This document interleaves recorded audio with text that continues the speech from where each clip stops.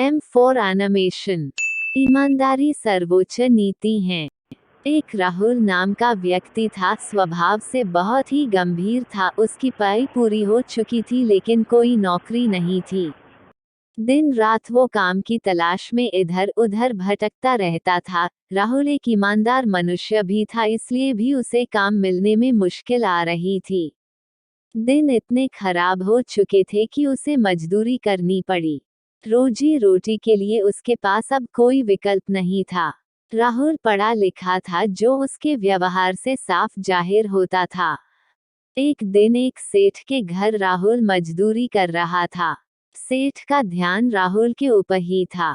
सेठ को समझ आ रहा था कि राहुल एक पढ़ा लिखा समझदार लड़का है, लेकिन परिस्थितिवश उसे ऐसे मजदूरी के काम करना पड़ रहा है। सेठ को अपने एक विशेष काम के लिए एक ईमानदार व्यक्ति की जरूरत थी। उसने राहुल की परीक्षा लेने की सोची। उसने एक दिन राहुल को अपने पास बुलाया और उसे 50,000 रुपए दिए, जिसमें 100 के नोट थे, और कहा, भाई तुम ईमानदार लगते हो, ये पैसे मेरे एक व्यापारी को दे। राहुल ने ईमानदारी से पैसे पहुंचा दिए। दूसरे दिन व्यापारी ने राहुल को फिर से पैसे दिए। इस बार उसने राहुल को बिना गिने पैसे दिए, कहा, खुद ही गिन लो और व्यापारी को दे आओ। राहुल ने ईमानदारी से काम किया।